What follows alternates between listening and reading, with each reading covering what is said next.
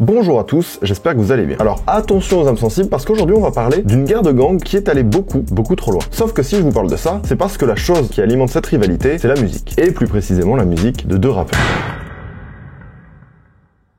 Fusillades en pleine rue, des centaines de victimes, des refrains avec les noms de leurs victimes, des clips tournés dans des cimetières. Chaque nouveau son est un step dans la provocation. Et derrière ces morceaux viraux, qui cumulent jusqu'à 40 millions de vues, c'est une escalade de violence comme on en a rarement vu dans l'histoire du rap américain. Voici la folle histoire de la guerre des rappeurs de Jacksonville.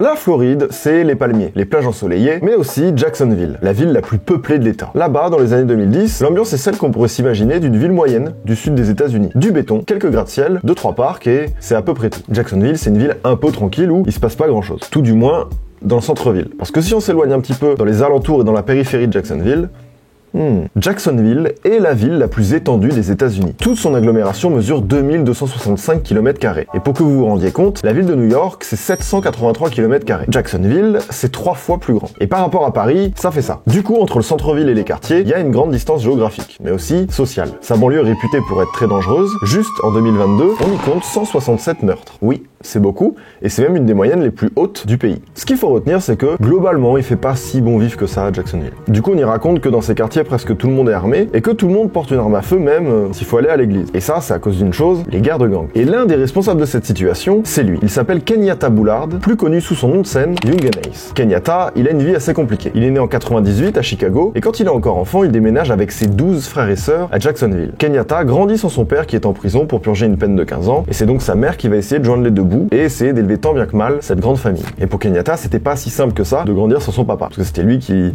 lui a tout appris. Il a appris à conduire. Heureusement, Kenyatta va pouvoir compter sur une autre figure paternelle en la personne de son oncle, qui va être très présent pour lui. Cette relation lui fait beaucoup de bien, et avec son oncle, il retrouve la complicité qu'il a perdue avec son papa. Mais la malchance va venir frapper à sa porte, alors que Kenyatta n'a que 14 ans, son oncle décède. Ça va être compliqué pour lui. Il va vraiment être dévasté de la perte de son oncle, en partie à cause de cet événement. Il va être plein de colère, de rage, d'incompréhension, et il va essayer de trouver un moyen de se libérer la haine qu'il a en lui. Et quand tu viens d'un quartier qui est gangréné par les gangs, le premier exutoire qui te vient à l'esprit, c'est la rue. Avec plusieurs de ses potes, il va donc fonder ce qu'on appelle un collectif, mais c'est plus ou moins un gang, vous allez voir, le ATK, soit pour Aces Top Killers, ou bien Aim to Kill, selon les versions. Ça donne le ton du collectif. À ce moment-là, vous l'aurez compris, sa vie aurait pu très mal tourner. Mais heureusement, Kenyatta va découvrir une passion, le rap. Il va trouver dans le rap un véritable exutoire. Il voit ses morceaux comme un moyen de raconter son histoire et de pouvoir se confier, une sorte de thérapie. En 2014, il enregistre et publie son premier morceau sous le nom de Young Ace, Stop Stalking.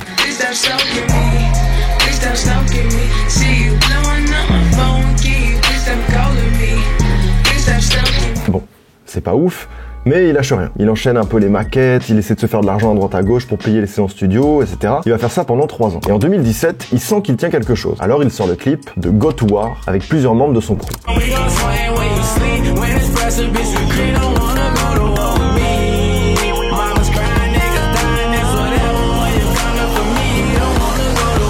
Et grâce à ce morceau, il se fait enfin remarquer sur la scène rap de Floride. Plusieurs gros noms comme NBA Youngboy entrent en contact avec lui grâce à sa voix et à ses mélodies super efficaces. Mais il y a aussi d'autres gens qui vont le remarquer, et pas pour la même raison, c'est la police. À cause des dizaines d'armes dans le clip, Young Ace va faire un petit séjour en prison, puis portera pendant quelques temps un bracelet électronique. Et ça n'annonce que le début des soucis. À quelques blocs du quartier de Young Ace, toujours dans la périphérie de Jacksonville, vit un certain Charles Jones, plus connu sous son nom de scène, Foolio. Foolio a une enfance assez similaire à celle de Young Ace. Il raconte avoir lui aussi grandi sans père, dans une famille nombreuse, et détaille en interview son enfance difficile dans les quartiers défavorisés de Jacksonville. I'm from Jacksonville. I grew up on the north side, like this, like the worst hood. Il est lui aussi passionné de rap. Alors, quand il arrête l'école au 9e grade, l'équivalent de la 3e en France, il va s'y consacrer à 100%. Et tout pareil, avec le peu d'argent qu'il a, il commence, il fait ses premières maquettes, les premières sessions studio, il utilise son argent de poche pour payer ses séances studio. Passionné pareil. Vraiment, les deux ont un parcours très similaire. En 2015, il sort ses premiers morceaux et se fait remarquer sur la scène locale de Jacksonville.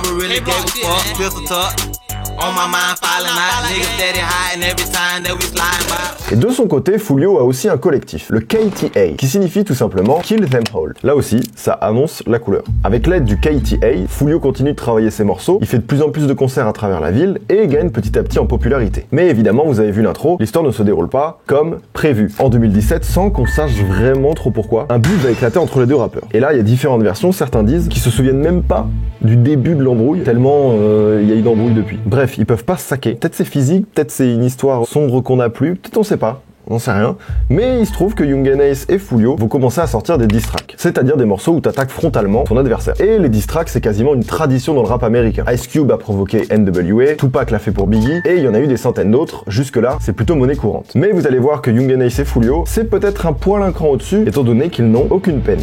Seulement quelques semaines après la sortie de son clip Go to War, la maison de Young Ace va être criblée de balles puis cambriolée. Très vite, le rappeur apprend le nom du commanditaire de cette intimidation, Foolio. Ace est furieux et prépare sa riposte. À la fin du mois de juillet 2017, aux alentours d'1h du matin, Zion Brown, le cousin de Foolio, est tué par balle chez lui. Il n'avait que 18 ans. Très vite, la police retrouve le meurtrier. Il s'appelle Deontre Thomas. Il est associé au ATK, le collectif de Young Ace. Et comme si c'était déjà pas assez tragique, le gang va faire une autre victime. La petite sœur de Zion, qui après avoir assisté au meurtre de son frère, a décidé d'aller porter plainte au commissariat local. Faut pas, poucave.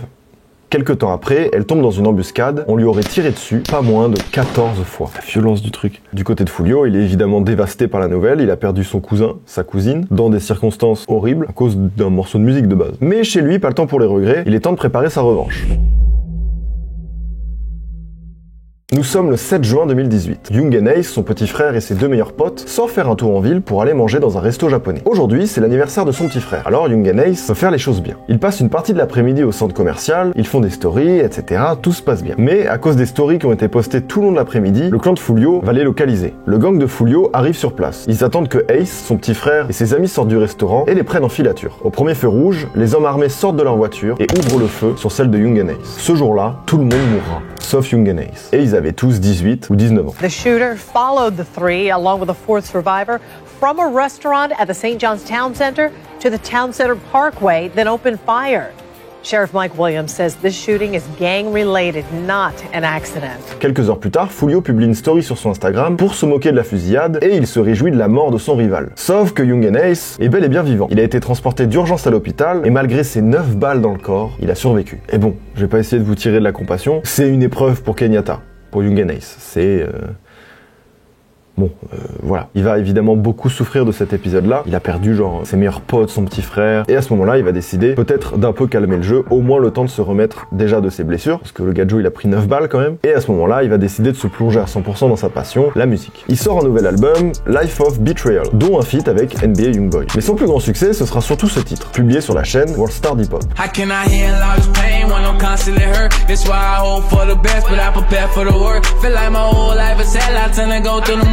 I've been trapped up in the dark and I don't know what to do. What you know about pain? Avec ce morceau, qui raconte la douleur qu'il endure depuis qu'il a perdu son frère et ses deux amis, Young Ace va attirer l'attention de tout le pays. Son histoire est touchante, le morceau est hyper efficace, et du coup, ça va très bien marcher. Pour un ordre d'idée, à l'heure actuelle, le morceau cumule 50 millions de vues. C'est une belle niche. Mais du coup, on y est. Ace semble avoir enfin trouvé un moyen de se détacher de sa colère, de sa rage, et ça marche pour lui. Et à partir de là, les gens vont très vite le désigner comme l'un des rappeurs du moment, l'un des rappeurs à suivre, et l'un des plus prometteurs de Floride. Et de l'autre côté, alors, qu'est-ce qui se passe? De son côté, Foolio, lui, juste il continue d'attiser la haine sur les réseaux sociaux. Après le drame, il multiplie les provocations. Et, à l'occasion d'un de ses concerts, il va jusqu'à faire imprimer des t-shirts à l'effigie du meilleur ami mort de Ace, 23, avec la mention « Rest in peace ». Autrement dit, reste dans ta peace.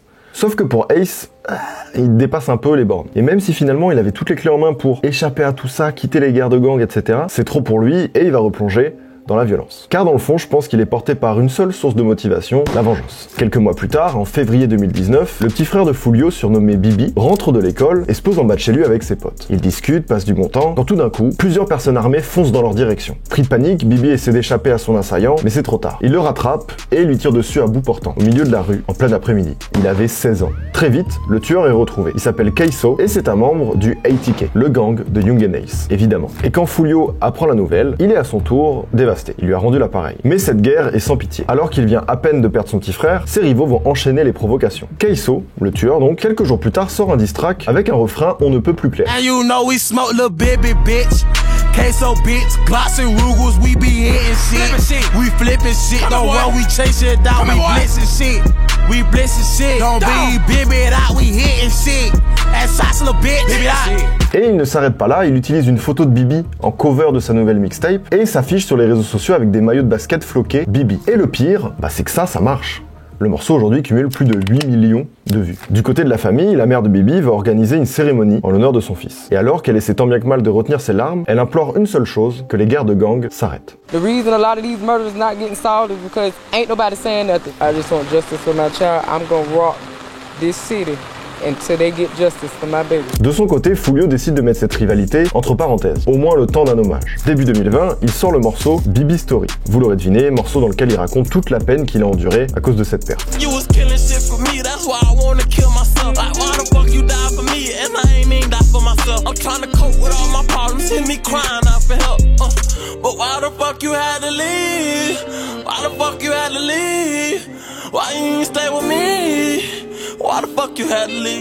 Alors peut-être que vous posez la question, mais que fait la police? Eh bien pour le cas de Queso, la justice va mettre plus de 2 ans à consolider le dossier, à le faire juger comme responsable du meurtre de Bibi. Et au moment du jugement, en 2021, il était déjà en prison pour une autre affaire d'homicide. Mais à part ça, et pour tous les autres crimes, la police est absente. Comme si elle redoutait de s'attaquer aux gangs qui règnent finalement sur Jacksonville. Ça donne une carte blanche à Ace et Foolio de pouvoir alimenter ce cercle encore un peu. Par exemple, quelques semaines plus tard, Foolio est victime d'une fusillade et survit miraculeusement après avoir pris une balle dans la tête. Mais il perdra 3 de ses proches dans les jours qui suivent. Et pour Young & Ace, c'est le même traitement. Il est lui aussi victime d'une fusillade alors qu'il est dans un motel avec 3 amis. Et ce sera une nouvelle fois le seul survivant de cette attaque. Bref, l'escalade continue, ça continue de se provoquer sur les réseaux sociaux, les suspects échappent à la police et le nombre de victimes ne fait qu'augmenter. Est-ce que pour l'instant ça va? Voilà. Un train de vie classique, Jacksonville, les États-Unis.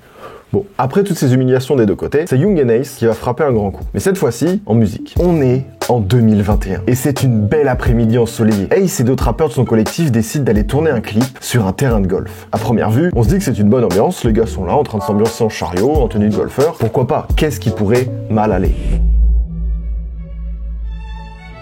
N'oublions pas que vous êtes à Jacksonville et le morceau que vous vous apprêtez à entendre est en fait l'un des diss tracks les plus irrespectueux de l'histoire du rap américain.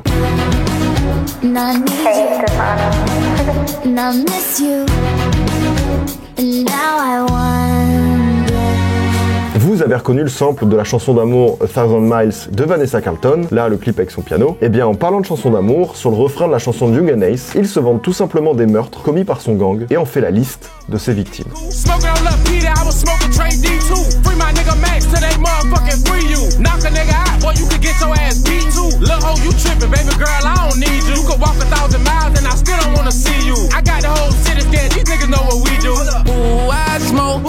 Baby, who I smoke, Tiki, who I smoke, and now I wonder. 46 millions de vues. Ce morceau, qui fait la liste des mecs qu'ils ont assassinés, fait 46 millions de vues. À ce moment-là, ce qu'on appelle la guerre de Jacksonville arrive presque à son summum de l'indécence. Je sais pas, imaginez juste la famille de Bibi qui voit le clip, ou même de n'importe quelle personne qui est impliquée plus ou moins dans ces histoires. I wasn't mad at them who made the songs, cause I know they don't like me. That's what they gonna do. They gonna drop this song. I was more or less like, I know y'all ain't obligated to fuck with me, but damn, that's how y'all rocking. You know what I'm saying? The other people who was on the song, you know, they used to be in my music videos, like in coming up video. So yeah, that's how it be though.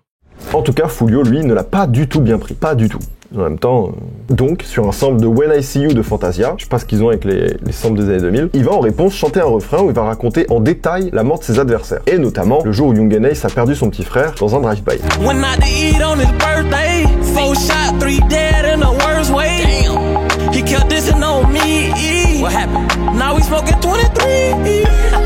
Et pour le clip, Foolio va pousser les curseurs de la provocation à son maximum. Après avoir imprimé la photo des victimes de cette fusillade, mieux, il imprime un screen de l'annonce du meurtre à la télé, puis il se rend dans le cimetière où est enterré le petit frère de Ace pour le clip, et va jusqu'à verser du champagne sur leur photo.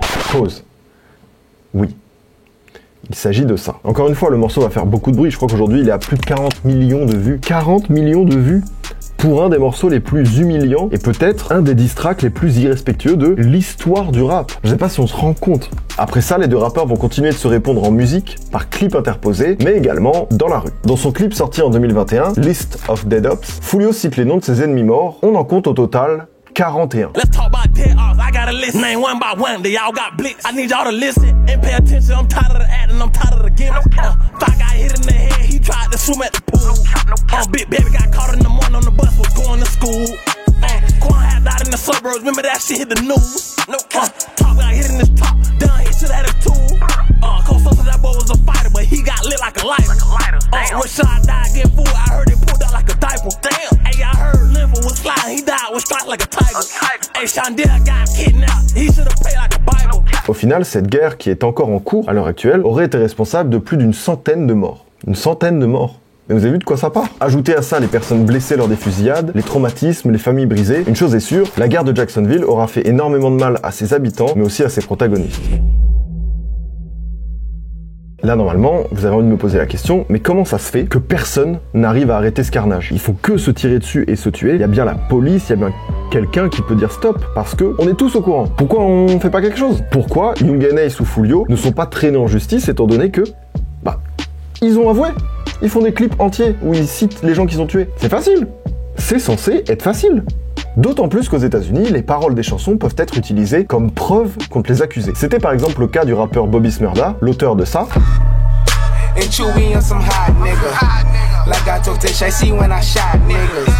Like you seen him twirl, then he drop, nigga.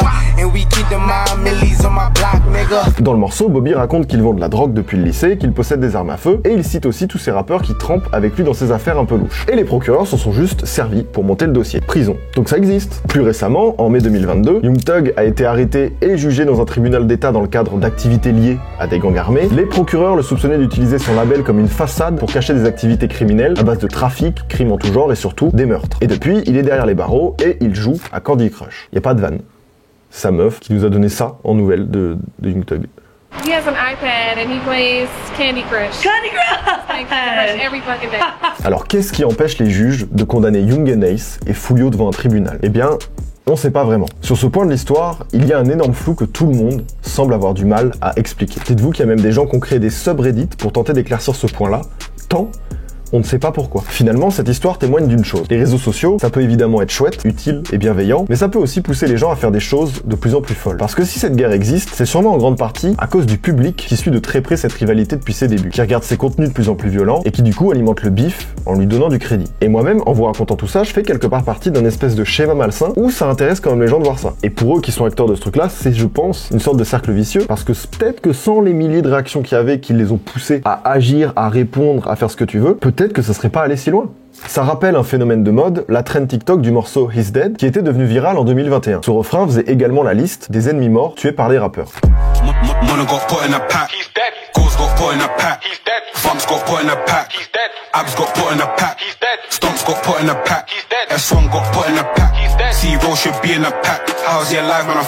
Mais cette guerre soulève aussi la question du port d'armes aux États-Unis évidemment et de leur potentiel lien de causalité avec le nombre de fusillades. On parle d'un pays où il y a en moyenne 2 fusillades par jour et où il y a plus d'armes que d'habitants. Mais bon, c'est un autre débat. Quoi qu'il en soit, cette histoire finira sûrement très mal. Le 7 octobre 2023, tout récemment donc, Foolio s'est encore fait tirer dessus. Et encore une fois, l'histoire est devenue virale. La photo de son pied qu'il a lui-même postée a été énormément partagée sur les réseaux. Alors, c'est sûrement la transition la plus brutale que tu verras aujourd'hui, mais du côté de Young and Ace, il est depuis devenu papa. Et maintenant, il a une chaîne YouTube en couple avec sa copine Chloé. Ace et Chloé, ils ont presque 1 million d'abonnés. Ils font des pranks, des vlogs shopping, des tags, ou même des story time où ils racontent leur première fois. First time saying I love you. She said it first. She wrote it on the shower.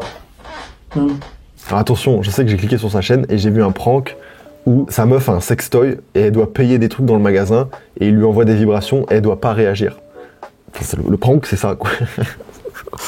Ils font les pranks, genre les ricains là qui mettent un faux mannequin dans le lit, la personne elle réagit, elle fait quoi, tu me trompes? Oh, c'est un mannequin. Aucun film que j'ai vu dans ma vie n'a un plot twist aussi efficace que ça. Personne pouvait anticiper ce scénario. Je l'ai pas vu venir. Le mec est passé quand même d'un gangster très dangereux à vraiment genre youtubeur, quoi. Foolio, quant à lui, niveau amour, il a récemment perdu sa petite amie, tout l'inverse du coup. Et il a posté quelques mois une vidéo, seul, chez lui, le jour de Thanksgiving. Voilà comment la guerre de Jacksonville a ruiné et brisé la vie de plusieurs familles. En fait, c'est terrible. Je conclue comme ça, là. Mais parce qu'en même temps, il n'y a pas de morale à avoir à ça. C'est une guerre de gang, quoi. Qu'est-ce que tu vas faire? C'est juste que c'est fou. Merci à vous de m'avoir écouté jusqu'au bout. N'hésitez pas à vous abonner si vous aimez bien les histoires comme ça. Il y en a plein qui arrivent. Pensez à mettre un petit j'aime. Je sais que ça soutient, ça vous fait chier. Vous vous dites à quoi ça sert. C'est utile pour nous de ouf. Un petit com, ce que vous voulez. Vraiment, merci du soutien, du fond du cœur. À bientôt.